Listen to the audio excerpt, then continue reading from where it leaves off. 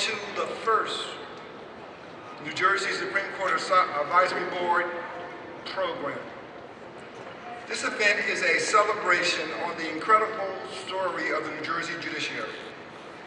We come together celebrating the remarkable transformation of the New Jersey judiciary and the legacy of the men and women who have led this organization since 1948. We come together as a family, not related by blood, but by a common history and a mutual understanding of the important role our judicial system plays in society. The leaders of our family start with the 8 Chief Justices and the Associate Justices of our court. We are pleased that the members of our family, both active and retired, could join us today. Let me start by recognizing the current members of our Supreme Court, Chief Justice Stuart Rabner, who's on the podium with me, Justice Barry Albin, Justice Ann Patterson, Justice Lee Solomon, and Justice Fabiana Pierre-Louis, and Judge Jose Fuentes, temporarily assigned. Also in attendance are 5 retired members of our Supreme Court, Chief Justice James Zali, Justice Gary Stein, Justice Peter Venero, Justice Janie LaVecchia, and Justice Faustino Fernandez-Vina, and Justice Virginia Long. She didn't register for the program, but that's something else. Chief Justice Porch had an unavoidable conflict which prevented her from attending the program, and she sends her best wishes. We're also joined by 2 retired members of the Appellate Division who, like Judge Fuentes, were temporarily assigned to the Supreme Court, Judge Mary Catherine Cuff and Judge Dorothea Wetham. Let's give all of them a round of applause. And Judge Stern, who is also a member of our committee. Our leadership table also includes 4 assignment judges. I think 3 of them are here. Judge Bonnie Misdahl, I don't see Judge Toto, and Judge Robert Logie, who's in the back. We're also joined by the presiding judge of our tax court, Judge Mala Sandar, and we're also joined by our outstanding members of the Supreme Court Clerk's Office. We are joined by Heather Joy Baker, the current clerk, her retired predecessor, Mark Neary, Gail Haney, the Deputy Supreme Court Clerk, and Wendy Weiss, also of the Supreme Court Clerk's Office. Importantly, we're also joined by one of the longest-serving members of our organization, of our family. She has served with every Chief Justice since Chief Justice Valence, Ms. Donna Anapie. Let's give all of them a round of applause.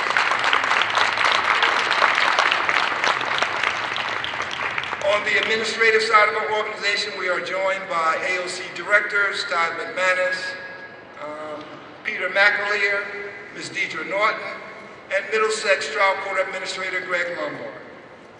And finally, we have 2 outstanding leaders of our legal organization, or our legal partnership, Dominic Carmagnola and Ms. Dawn Miller, President of Legal Services. Thank you for joining us. In 2014, the Minority Concerns Committee, now the DICE Committee, the Diversity, Inclusion, and Community Engagement Committee, engaged in an analysis and suggested to the Supreme Court that we follow the lead of other jurisdictions and create a historical society to preserve the rich history of the New Jersey judiciary. We discovered that many historical societies were bar-led and were involved in substantial fundraising efforts from both the bar and the public. Now, all of you know, given our organizational philosophy, we decided to approach it in a different way. Chief Justice Rabner and the other members of the court approved the establishment of an online archive that would preserve the court's history and educate the larger public on the work of the judiciary.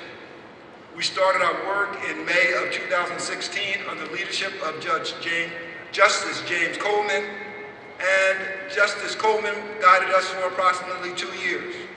Justice Stuart Pollack, our current chair who's on the podium, has agreed and continues to provide outstanding leadership and direction to our board in its efforts to chronicle the unprecedented accomplishments of our organization.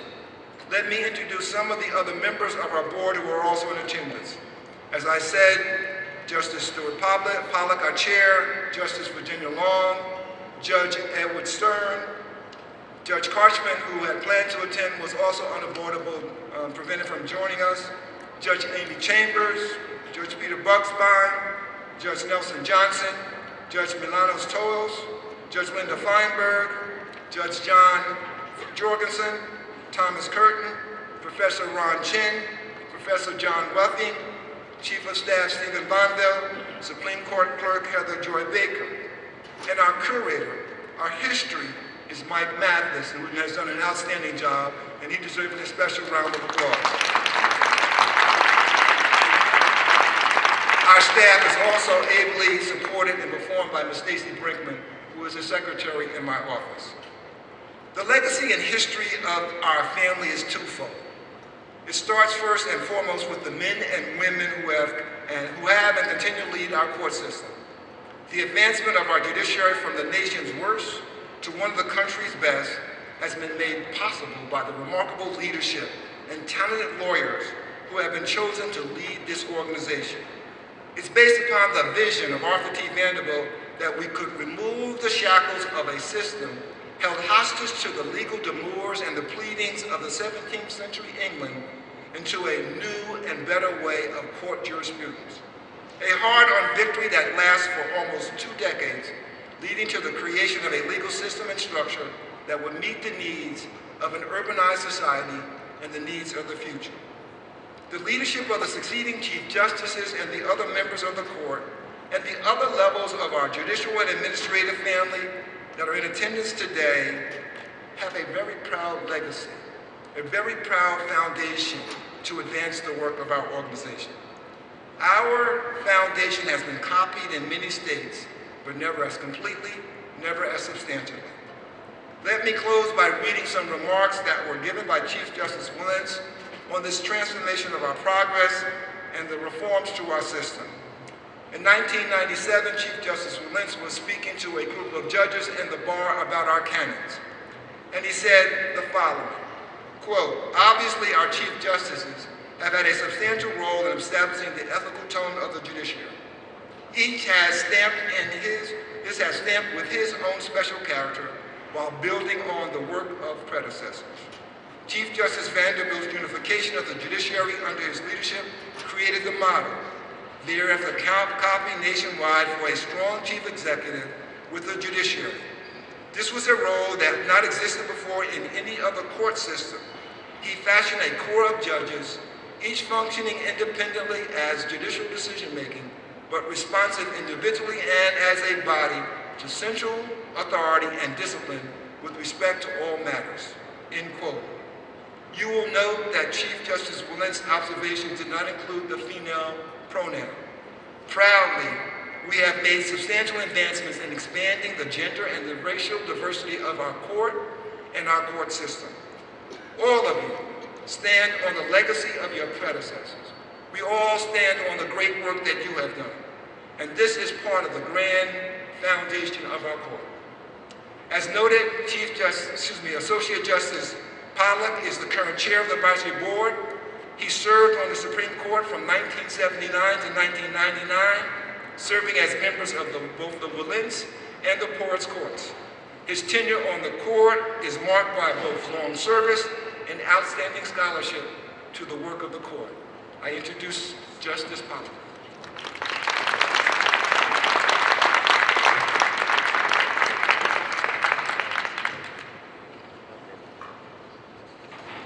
Thank you, Director, for those kind words. And let me add my welcome to that of Director Grant. If you have not already done so, I urge you to take a moment at the conclusion of the program to take a look at what we call the museum, which features displays and photographs about the history of the New Jersey Supreme Court and of each Chief Justice with a QR code that directs you to their biographies. The QR code will lead you to more information than their mothers ever knew about them. The monitor, which is over there, plays a selection of photos about the history of the judiciary, and I recommend that to you also. Now for the highlight of today's program. We are here at the invitation of Chief Justice Robner, and now I have the honor of introducing it. You know and I know that Chief Justice Robner does not need any introduction, but still an event commemorating the history of the New Jersey Supreme Court, an introduction remains appropriate. Following outstanding academic performance at both Princeton University and Harvard Law School, Chief Justice Robner clerked with the late Dickinson Debevoise of the United States District Court. He then began a remarkable career in the U.S. Attorney's Office, which culminated in his serving as the Chief of Staff, Chief of the Criminal Division. He then entered state government, where he served as Chief Counsel to Governor Corzine, Attorney General, and ultimately as the 8th Chief Justice of the Supreme Court.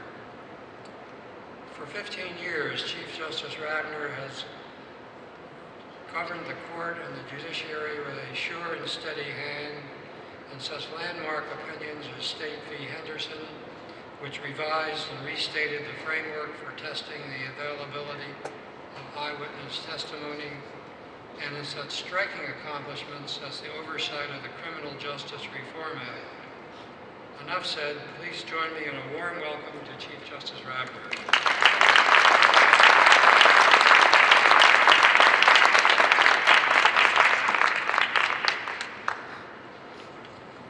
Thank you, Justice Pollack. Good afternoon, everyone. Isn't it wonderful to be able to get together and to be able to do so in person instead of looking at a screen? That says wonders, and I hope it is a sign of what is ahead for all of us. Judge Grant acknowledged everyone. I feel a little guilty not doing the same. I won't try to do so. And by the way, it is the thankless job here.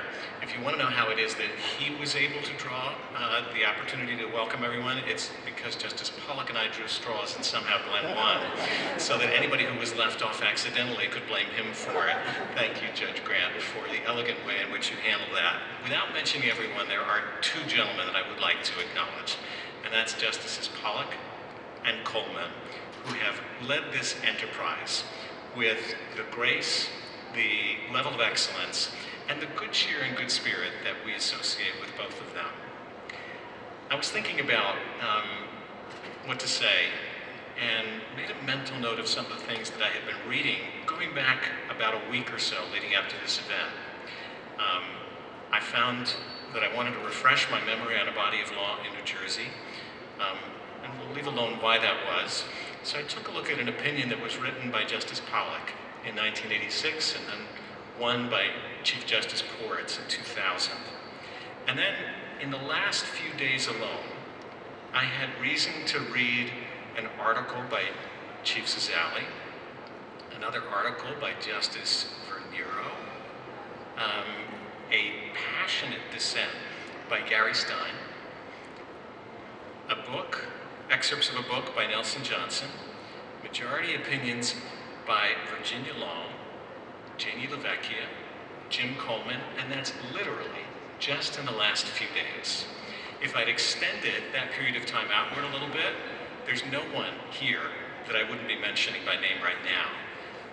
The point is, for many of us, for students of the law, for active members of the court and the bar and academia, your writings are not history. They're part of what continues to teach and guide all of us. And they are impressive works that have withstood the test of time. But we know not everybody reads the law on a daily basis. I'm not going to comment on whether that's a good or a bad thing for their health. And of course, memories fade with time. So it was only natural that we would want to embark on creating a historical society to try to preserve the rich legacy of the New Jersey Supreme Court. We got off to a couple of slow starts until we hit the exact best way to do that. And that was by pulling together a historical advisory board that has eminent justices and judges and academics and practitioners and extraordinary leadership from the AOC, which hit the ground running and hasn't stopped since. You'll get a sense of how they have taken off and the projects that they've worked on, oral histories of former justices, gathering speeches, notable speeches by members of the court, videos, photos, memorabilia of the court that you'll have the opportunity to see both online and in the physical museum that is being created. And this will all be available, of course, broad-based, from middle schoolers to historians alike. And there's a project in the offing that relates to reaching out to schools that will dovetail with what's being done in the vicinages with One Judge, One School, and that has worked so marvelously as well. For all of those efforts, we all have reason to be extremely grateful to the marvelous committee. You have all of their names, and Judge Grant has gone over them, so I won't mention those again either. But I do need to mention just two, and that's Mike Mathis and Stacy Brinkman, an unstoppable team that has managed to bring us to this point. You're going to see part of what's been done in a video that will be aired publicly for the first time that Justice Pollack will introduce momentarily. And for all of the work that they have done to date, we thank them, and for the work that we know that lies ahead, we applaud all your efforts as we go forward. Thank you for undertaking this extremely important mission. Good to see everyone again.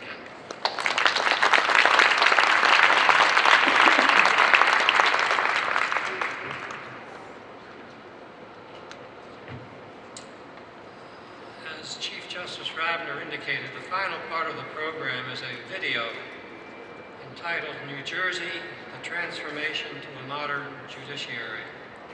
And it details the origins of our current court system from an antiquated system pre-1947 to our present system, and to how that system has become a national leader in the development of the law. And you will see and hear from people who, like you, have dedicated their lives to the cause of justice in New Jersey. As the video shows, we can point with pride and gratitude to our judicial system and the people who make it work. My predecessor, Justice Coleman, my former tennis partner, colleague, and friend, could not be with us today, but I would like to simply give him a shout out and thank him for his leadership during the early stages of the committee's work.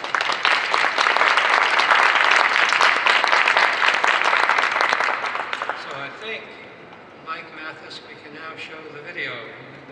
This will be on either screen.